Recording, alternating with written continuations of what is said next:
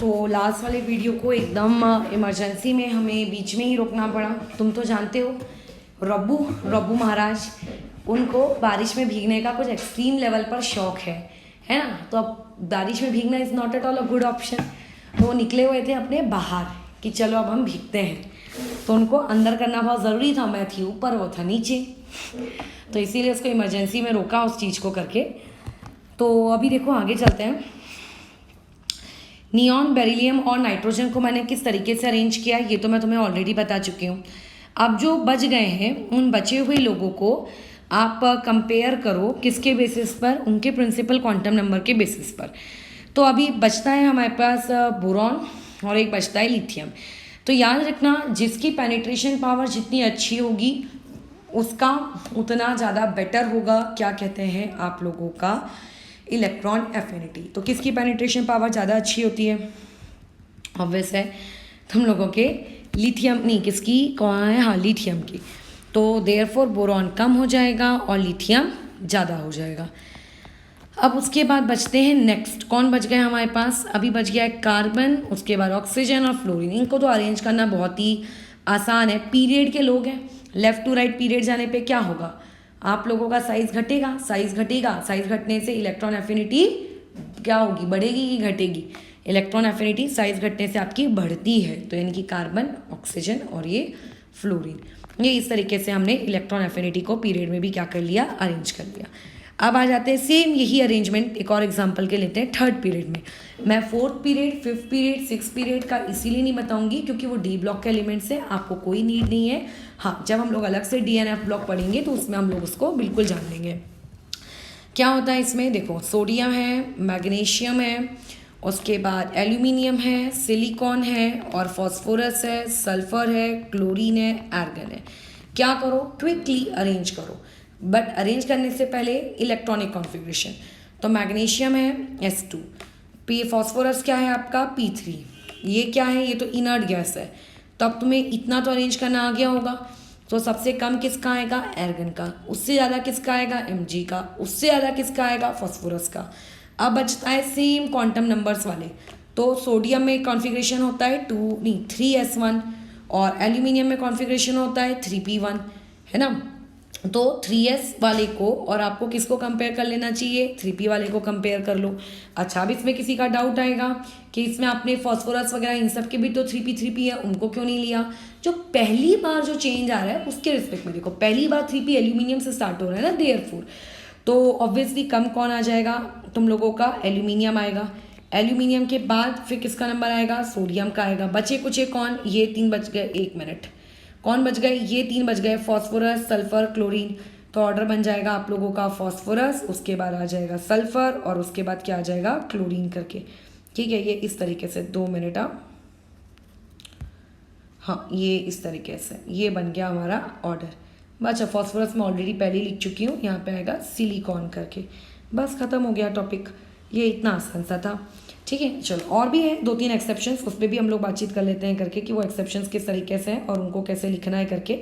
But पहले याद रखना उन लोगों के इनर्ट गैसेस वगैरह लोगों को थोड़ा भगा दिया करो। लेकिन अब इसमें एक और गड़बड़ी, अब वो एक और गड़बड़ी क्या है, वो एक और गड़बड़ी है सबसे ज़रूरी वाली, एक्सेप्शन। अब वो एक्सेप्शन क्या है, वो एक्सेप्शन देखो ये है कि नाइट्रोजन का जो P3 कॉन्फ़िगरेशन था वो अजीबोगरीब तरीके से क्या था, वो करके कम था। लेकिन मैंने पहले ही बताया था नाइट्रोजन के नीचे जो लोग आते हैं, like let's say phosphorus, arsenic, antimony वगैरह वगैरह, इनमें वो वाली चीज़ नहीं है। तो इसीलिए इसका आंसर ये तो ना होगा, फिर क्या होगा? तो इन दोनों को सिर्फ आप अरेंज करोगे नॉर्मल तरीके से और उसके बाद फॉस्फोरस यहाँ नहीं आएगा, फिर एल्यूमिनियम आएगा, उसके बाद फिर कौन आएगा तुम लोगों का, सोडियम आएगा। ठीक है, फिर सोडियम के बाद किसका नंबर आ जाएगा, फिर सोडियम के बाद हम लोग सिलिकॉन लिखते थे, सिलिकॉन आ जाएगा और सिलिकॉन लिख लेने के बाद फिर किसका नंबर आ जाएगा करके आप लोगों का फॉस्फोरस, फॉस्फोरस के बाद कौन आएगा, सल्फर, और सल्फर के बाद कौन आ जाएगा, क्लोरीन करके। ये इस तरीके से ये ऑर्डर यहाँ पे चलेगा। ठीक है, तो यहाँ पे ऐसा ये क्यों हुआ, यहाँ पे ऐसा सिर्फ इसीलिए हुआ क्योंकि फॉस्फोरस नाइट्रोजन के जैसे एकदम कम आप लोगों की एफिनिटी शो नहीं करता है। ठीक है, वो शो नहीं करता।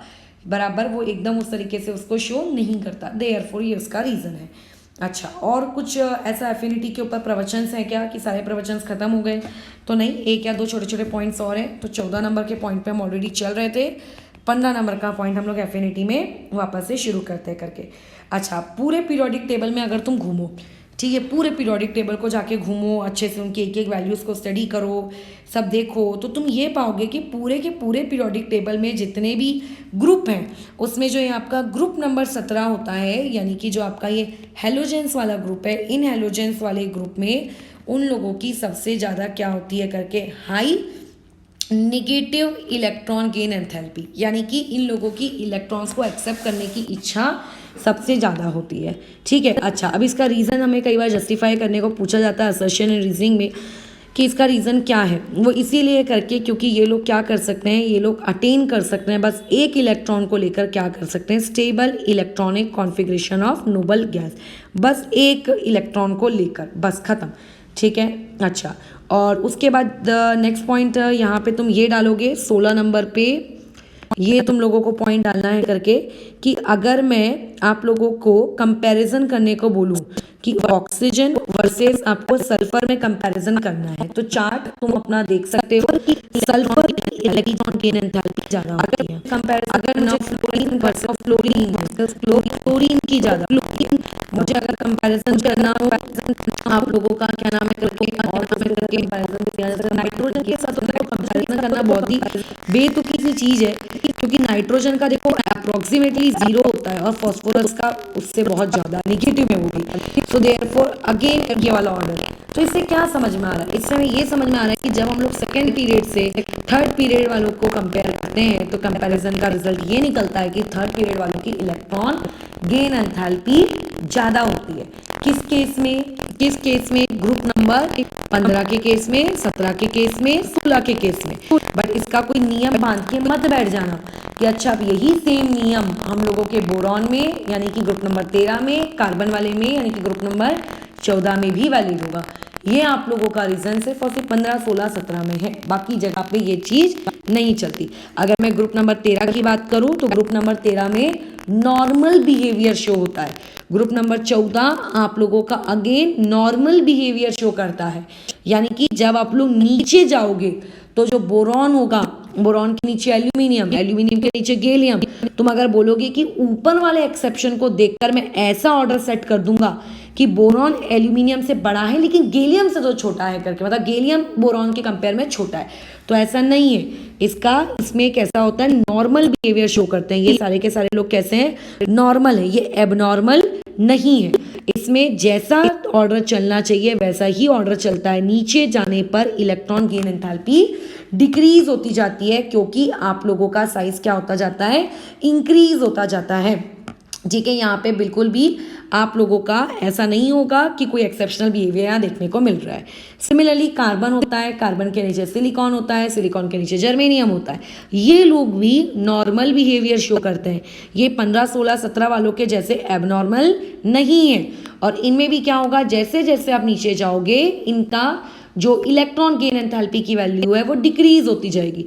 अब इसका जो डाउट है, मुझसे श्रेयन ने पूछा था कि आखिर 15, 16, 17 के बाद से ही ये चीज़ एक्सेप्शनल क्यों बिहेवियर देना शुरू करती है, पहले क्यों नहीं देती। तो ये बहुत ही अच्छा डाउट था, ये मैं बताना खुद भूल गई थी, तो अच्छा हुआ उसने रेज कर दिया। वो ये है कि जब हम लोग 15 से शुरू होते हैं तो 15 तो हाफ फिल्ड होता है, 16 के बाद से इलेक्ट्रॉन्स की क्वांटिटी बढ़ना शुरू हो जाती है। अब जब इलेक्ट्रॉन्स की क्वांटिटी बढ़ना शुरू हो जाती है ना, तो जो एक्स्ट्रा के इलेक्ट्रॉन्स वहाँ पे एंट्री लेते हैं, उन एक्स्ट्रा के इलेक्ट्रॉन्स का जो इफेक्ट होता है वो डोमिनेटिंग हो जाता है और बाकी के जो दूसरे इफेक्ट्स हैं जो P2, P1, P1 में एक्ट कर रहे हैं वो रेसेसिव कैरेक्टर में चले जाते हैं करके। ठीक है, अच्छा, और उसके अलावा एक और पॉइंट है जो आप लोगों का ग्रुप नंबर 1 है। ठीक है, ये तो ग्रुप नंबर 13, 14 की बात हो गई। जो आप लोगों का ग्रुप नंबर 1 होता है, ग्रुप नंबर 1 भी नॉर्मल होता है, यानी कि ग्रुप नंबर 1 में hydrogen, lithium, sodium, potassium, rubidium, caesium है। तो इसमें भी आप जितना डाउन द ग्रुप जाओगे वो क्या होगा, डिक्रीज होगा। तो याद रखना नॉर्मल लोग कौन है, 1 है, 13 है, 14 है। एबनॉर्मल लोग कौन है, आप लोगों के नाइट्रोजन, ऑक्सीजन और फ्लोरीन है। इनर्ट गैस का तो थोड़ा सा तुम लोगों को क्या करना पड़ेगा, याद रखना पड़ेगा करके। ठीक है। अच्छा, अब इससे बचते हैं हमारे ग्रुप नंबर 2 वाले। ग्रुप नंबर 2 में भी एक आपको एबनॉर्मेलिटी दिखती है। ग्रुप नंबर 2 की एबनॉर्मेलिटी ये है कि जैसे बेरिलियम, मैग्नीशियम, कैल्शियम, स्ट्रोंशियम, ऊपर वाले चार्ट में देख लेती हूँ एक बार ग्रुप नंबर 2 है क्या। वैसे तो नहीं है शायद, चलो वहाँ नहीं है। अगर एनसीईआरटी में नहीं है तो इसका मतलब आपको ये डेटा याद रखने की उतनी कोई खास नीड नहीं है। इन दोनों का जो आंसर होता है वो अप्रॉक्सीमेटली क्या होता है, 0 होता है। और ये जो कैल्शियम और स्ट्रोंशियम में हम जाते हैं तो नीचे जाने पे हम ऐसा एक्सपेक्ट करते हैं कि एक्सपेक्ट हमारा रहता है कि स्ट्रोंशियम शुड बी स्मॉलर। ये हमारी एक्सपेक्टेशन है, ठीक है, कि आपकी जो इलेक्ट्रॉन गेन एंथैल्पी है स्ट्रोंशियम की वो क्या होनी चाहिए, कम होनी चाहिए। बट जब रियलिटी आती है तो रियलिटी में ये चीज़ें ऐसी नहीं होती। रियलिटी में आप लोगों का जो कैल्शियम होता है वो ज़्यादा हो जाता है, सॉरी वो कम हो जाता है एज़ कम्पेयर टू स्ट्रोंशियम करके, ठीक है। ये आप लोगों के कुछ फालतू से पॉइंट्स से ग्रुप नंबर 2 याद रखने का ऐसा कोई खास नीड नहीं है, बस ये बात का तुम लोग ध्यान रखोगे। हाँ, एक जगह गलती मत करना। लोगों को लगता है कि फ्लोरीन की क्योंकि इलेक्ट्रोनेगेटिविटी बहुत ज़्यादा है तो उन लोगों की इलेक्ट्रॉन गेन एंथैल्पी भी बहुत ज़्यादा होनी चाहिए, बट ऐसा नहीं होता है, ठीक है, ऐसा बिल्कुल भी नहीं होता। तो इस बारे में तो अपना खोपड़ी चलाने का ही नहीं करके कि उनकी बहुत ज़्यादा होगी या उनकी बहुत कम होगी, सिंपल होगी बस, बात ख़त्म करके, ठीक है। वो आप लोगों को कैसा है, थोड़ा डेटाज याद रखने पड़ते हैं करके। अच्छा, और उसके अलावा और एक और टॉपिक है छोटा सा, वो ले लेते हैं, फिर हम लोगों का ये वाला टॉपिक भी ख़त्म हो जाएगा। अब इसी एक टॉपिक के 3 वीडियोस बन चुके हैं, एक चौथा वीडियो भी बनेगा। उस चौथे वीडियो में हम लोग ionisation energy and electron gain enthalpy के क्वेश्चंस करेंगे कुछ, ताकि तुम लोगों को आइडिया हो जाए कि किस तरीके से इनके सवालों को टैकल करना है। तो अब देखो ये टॉपिक क्या है करके, आप लोगों का सक्सेसिव आयनाइजेशन एंथैल्पीज। हम लोगों ने यही सेम टॉपिक आयनाइजेशन एनर्जी में भी पढ़ा है कि पहली प्रोसेस में जो आप लोग क्या करते हो करके इलेक्ट्रॉन जब निकालते हो, फिर सेकंड स्टेप में जब आप इलेक्ट्रॉन निकालते हो, फिर आप थर्ड स्टेप में जब इलेक्ट्रॉन निकालते हो, वगैरह वगैरह वगैरह, राइट। जैसे कि बहुत ही सिंपल सा बेसिक सा एग्जांपल लेते हैं इसका, ऑक्सीजन। ऑक्सीजन को आपने एक इलेक्ट्रॉन दिया, बताने की नीड नहीं होनी चाहिए कि हम आइसोलेटेड गैसियस एटम ले रहे हैं, उसमें आपने एक इलेक्ट्रॉन डाला, इलेक्ट्रॉन डालने के बाद वो O नेगेटिव बन गया, वो गैस में आ गया। अब मैं आपके कुछ फैक्ट्स के बारे में बात करती हूँ। तो फैक्ट्स और फिगर्स ये जो आप जब देखोगे किताबों में तो आप ये पाओगे कि इस प्रोसेस में जो डेल्टा HEG इन्वॉल्व होता है वो कितना होता है, -141 किलो जूल पर मोल, बराबर ये रहता है इसका। इतनी अमाउंट ऑफ एनर्जी लिबरेट होगी।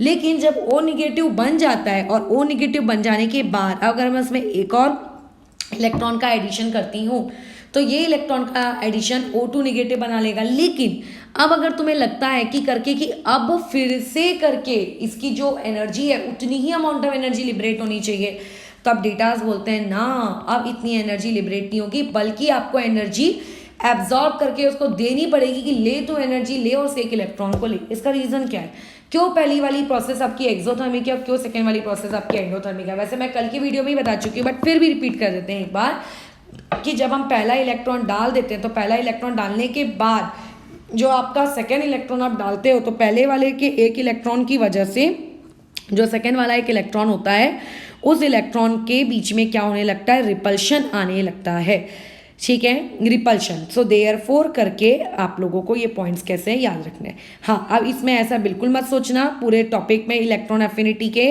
कि हम लोग कोई ऑर्डर रट लेंगे जिस ऑर्डर को फॉलो करके हमें इलेक्ट्रॉन एफिनिटी के सवाल बन जाएंगे, ऐसा नहीं है, ठीक है, ऐसा बिल्कुल नहीं है। बल्कि एक चीज़ और इम्पॉर्टेंट है, मैं ऊपर बताना भूल गई हूँ, देखो इसको, ये ग्रुप नंबर 16 पे तो मैंने कमेंट ही नहीं किया, इस पर तो मेरा ध्यान ही नहीं गया। देखो तभी बीच में क्लास अपनी डिस्कनेक्ट हो गई ना, उसकी वजह से। मैं अपन इस बात से तो एग्री करते हैं कि ऑक्सीजन की जो इलेक्ट्रॉन एफिनिटी है वो आपके सल्फर से कम होगी due to the factor of size. But तुम ये देखो इस पूरे के पूरे ग्रुप में वो सबसे कम हो गई है, यानी कि ऑर्डर ऐसा चल रहा है, सल्फर, फिर सिलीनियम, उसके बाद टेलीरियम, फिर पोलोनियम और उसके बाद फिर ऑक्सीजन। तो अगर तुम बोलोगे कि ग्रुप नंबर 16 का पैटर्न ग्रुप नंबर 17 के साथ मैच करना चाहिए, तो कहाँ कर रहा है बताओ मैच? ग्रुप नंबर 17 का ग्रुप नंबर 18 से मैच करना चाहिए, नहीं कर रहा है करके मैच। तो इसीलिए इलेक्ट्रॉन एफिनिटी में बहुत सारे एक्सेप्शन है जो तुम्हें याद रखने हैं। तो हम लोग लास्ट टाइम एक चीज़ को देखते हैं, वो लास्ट टाइम वो चीज़ ये है करके कि आप लोगों का ये पैटर्न्स आपको कैसे रटने हैं। ग्रुप नंबर 15 रखना है, ग्रुप नंबर 16 रखना है, ग्रुप नंबर 17 रखना है, किन की इलेक्ट्रॉन एफिनिटी जीरोज है या नियरली इक्वल टू जीरोज है वो रखना है, बस खत्म। बाकी नियम वगैरह तो तुम्हें पता ही है। तो यहाँ हमारा टॉपिक खत्म होता है। इससे रिलेटेड क्वेश्चंस हम लोग अभी और आयनाइजेशन एनर्जी से रिलेटेड क्वेश्चंस कल करेंगे करके, ठीक है।